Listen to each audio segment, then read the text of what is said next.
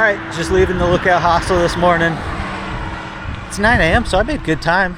I was just having too much fun. Oh, dude, look at the view. I was just having too much fun talking with the owner. My God, they're nice. And it's such a great hostel. And everybody that stayed there last night was super cool.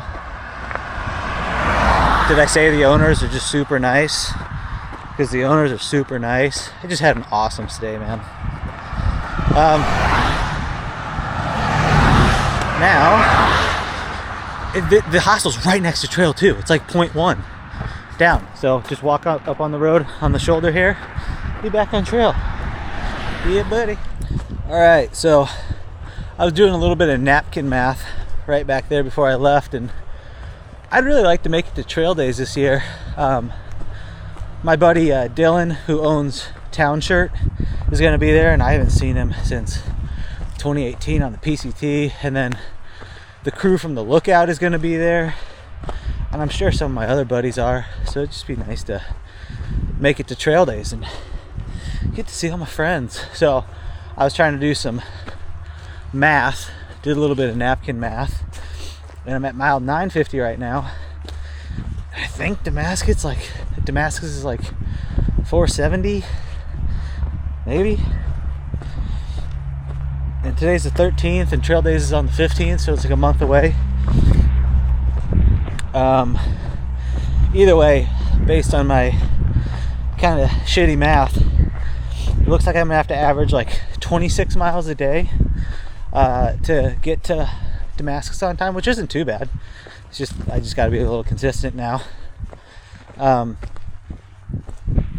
But yeah, so I'm gonna kind of try to aim for that for a while now, and then probably pound those out for the next 15 days, and then I'll recheck the math once I get a little closer and actually figure out exactly what I got to do to get there. But I'm gonna try to push some more medium mile days now, just so I can make it down to trail days. It'd be super cool. Either way, today's a super nice day. It is cloudy out, but it's gonna warm up, so no sunburn today, and we're clean. Dope. Oh no, it just started sprinkling right when I started filming this. Hopefully not too many raindrops get on this lens and screw up the video. But it's just been a nice day out, man. Cool, no sun, a little bit of a sprinkle. I was just thinking about all morning about how cool the Lookout Hostel was. That was a really nice place. People who were running are really cool, and I enjoyed my stay, and all the hikers there were cool, so just had a good time, man. All right.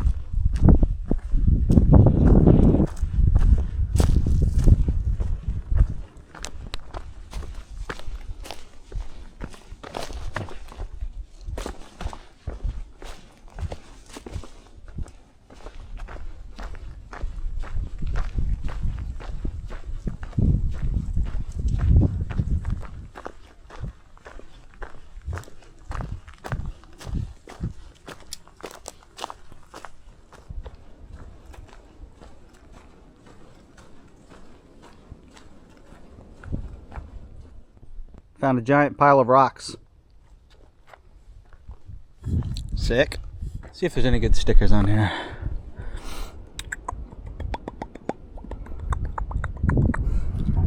Baby with a gas mask. And I don't even. What Disney princess is that? Disney princess with a grenade. What the heck, dude? Look at this tree. This cut tree. What in the heck is growing on there? It's like bleeding. Some kind of crazy moss. There's a worm on top. Yuck, dude. I gotta get away from that. If that touches you, fuck, man, that probably takes over your body. Oh, dude. That might be like the fungus that like takes over the human race from The Last of Us.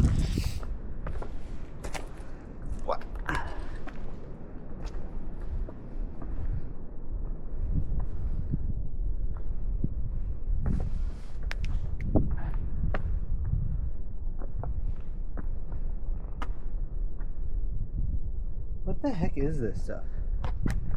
Someone's been like putting white powder all over the trail.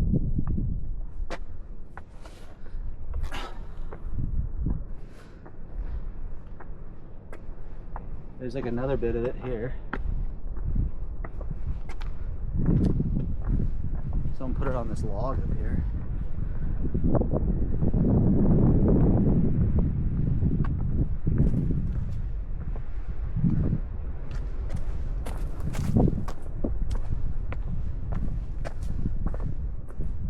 Right there. I don't get it.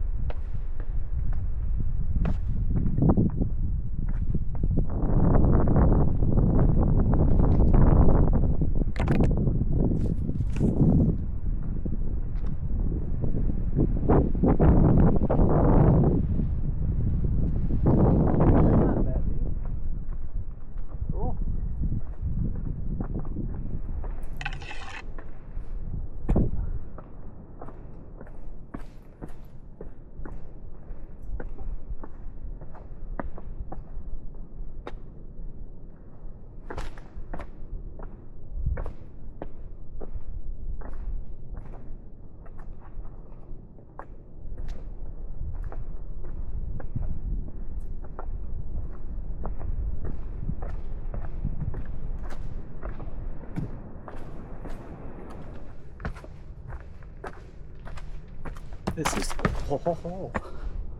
Pulpit Rock.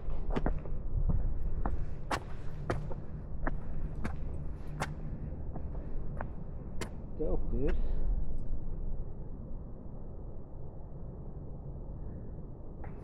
Pulpit Rock.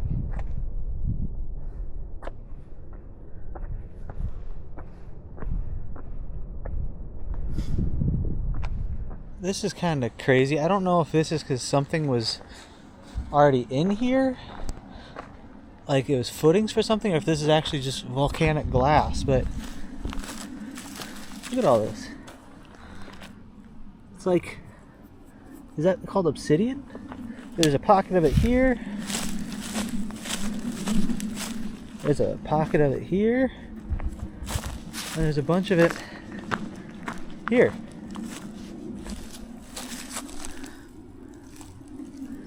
That's super cool. Well, bummer. I just chat GPT'd it, and it said that there's no way it's like volcanic glass because it's just not part of Pennsylvania's geology. I thought for some reason because like the Appalachian mountain range, you know, it's tectonic plates smashing into each other, somehow that would force volcanic glass up. That's what the dumb shit I was gonna say, but it's not. So they say it's most definitely or most probably industrial slag or glass. I just don't know why that's in the middle of nowhere. The beauty of being an idiot though is everything's a mystery, dude. Everything's exciting. I just sat down at a shelter and I don't know if you can tell, my legs broke out in heat rash, you know, kind of as they have been doing. But I sat down on this bench and talked to this guy for a while. Trail mix. It was cool, dude. Fun conversation. But I stood up and, dude, I got heat rash in between my butt cheeks, man. Woof. Woof. Yeah.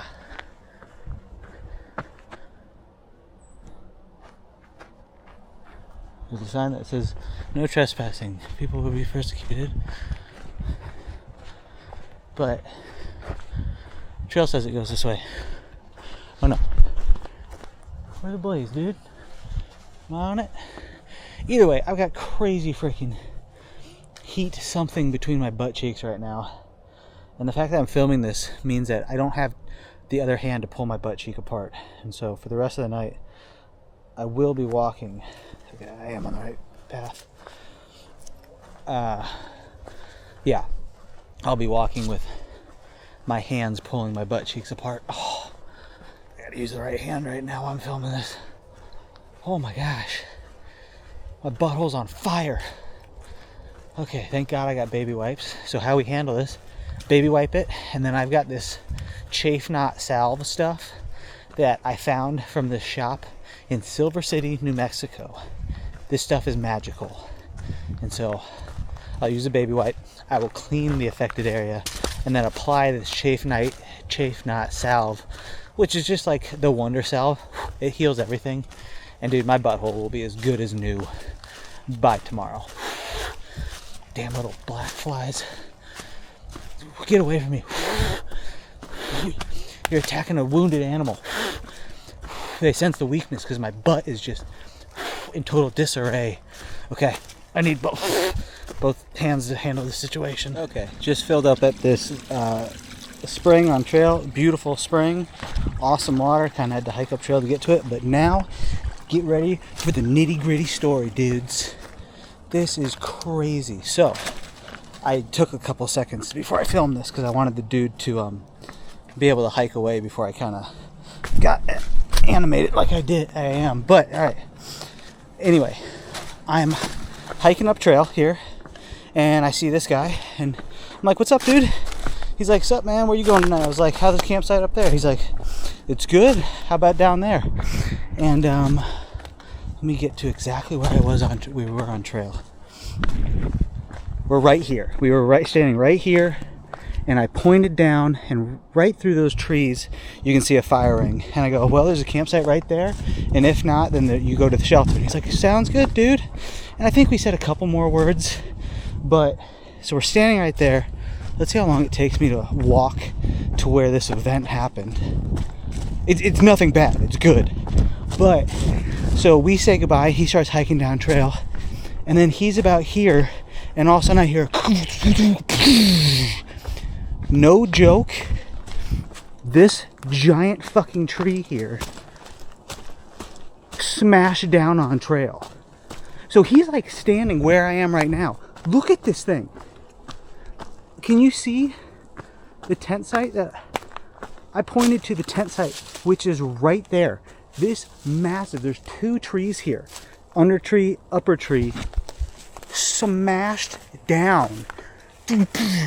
I look down trail, he looks up trail, and he goes, damn, man, it's good to talk to people on trail. I was like, yeah, man, you would have gotten fucking smashed by that tree. Like, literally, the guy's walking toward the tree that, like, he avoided that by our 15-second conversation. Now, it was a crashing, like, you could hear it starting to fall, and then it went, so maybe he would have gotten out of the way. But if we hadn't talked, what the heck, I'm getting smashed by some rain right now. If we hadn't talked, instead of being able to, like, casually stand on trail and avoid that tree falling, he would have had to, like, dip, duck, and dodge out of the way of that thing. That's crazy, man. The fact that we were both there when there's not even wind right now. So I don't know why. Two trees, they just gave out right then. And if we hadn't stopped on trail to just freaking shoot the shit for 15-30 seconds, that guy would have been in directly the line of fire of those trees. Dude, just a nice guy too, so I'm glad he didn't get smashed, and I'm glad that we got the moment to look at each other and be like, well, glad we both aren't in the way of that, and glad we had that little conversation. But damn, dude, that was a massive tree just to watch fall. All right, we just made it to the tent, got her all set up. First thing we did was close up all the flaps, so we got complete privacy. Take the drawers, put them down to the ankles, and then frickin' just wet wiped all the problem areas. and then applied. I got this little jar of this chafe knot salve. I'm pretty sure I put a picture of it in my gear list that I did before I even started the trail, but this stuff is gold, man. I don't know, it's just got like a bunch of different shit in it. The one thing is, though, it's a very fragrant smelling thing, so, you know, for people who like freaking put their lip balm and toothpaste in their bear bag and then go and hang that or put it in a bear box and are scared about smelling, this might not be the product for you, because I smell very fragrant right now, and it smells good, man. I'm not gonna lie, it smells good. I mean, for me, the worst I'm worried about is like a bear sneaking into my tent and tossing my salad tonight. But yeah, man, I'm just like a sweaty dude who runs hot, and so I have always dealt with a lot of chafing and all this kind of stuff, and this chafe knot salve, and I always bring an abundance of baby wipes just to keep everything clean. If you're a problem chafer, just freaking, I don't give a shit about ultralight or like saving weight when it comes to baby wipes. I always bring a bunch of them. It's just nice to be able to clean up all those areas. And also, dude, when you're done wiping, if you just wipe with toilet paper and there's even a speck of, you know, je ne sais quoi left, dude, that shit's gonna rub all day, and friction makes fire, and you're gonna have issues. And so the one thing is, though, with all baby wipes, these are like the flushable ones. You can't put them in your cat holes. I just don't think they're gonna biodegrade like toilet paper would. So you just bring another Ziploc baggie to pack them out after you're done using them. It'll be gross for the first week, and then you just get used to it, and then you just have a Ziploc bag inside of your poop kit that you put all that stuff into, and it's not a big deal. You just throw it away when you get down. Just keep on switching out Ziploc bags. But yeah, that's kind of my secret. And then where's my Body Glide? Oh, it's in one of my side pockets. I use Body Glide. That's kind of something new that I just got into when I was running a bunch, because it works really well for me. So probably should have put Body Glide between my butt cheeks a little earlier today. That would have solved the problem. Honestly, I didn't even know I was really dealing with it until I sat down for a while, and I've got pretty salty sweat, and I think it crystallized, you know, when I dried off from sitting, and then once I started moving again, those crystals started rubbing, which caused some problems.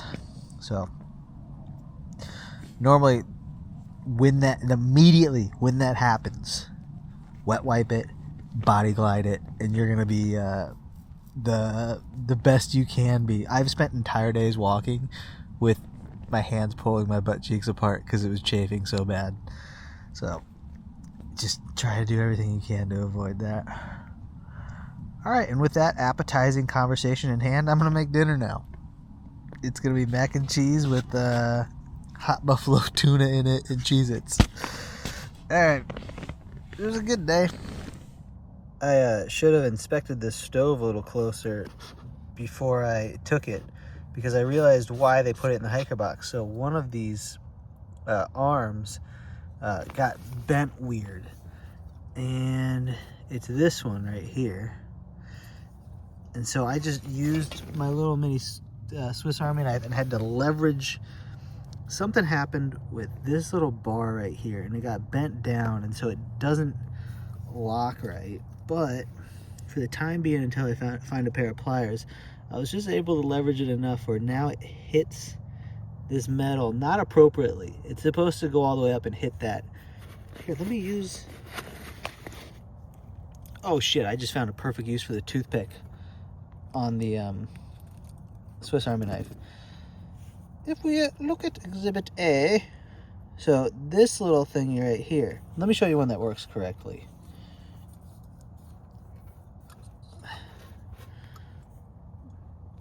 Here we have an appropriate little arm, and this little bob,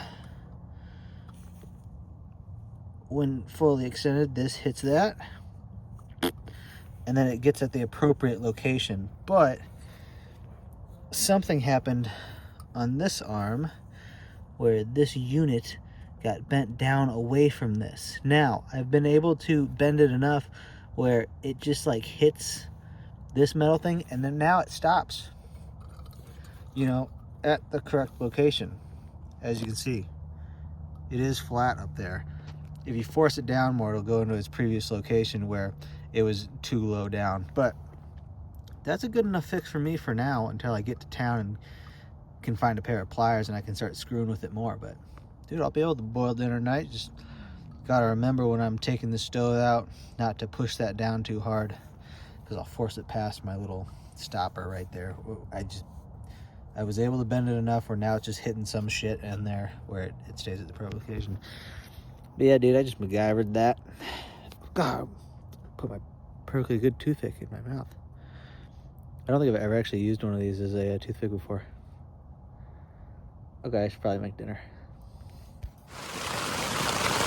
I'm just trying to enjoy my nice dinner I prepared.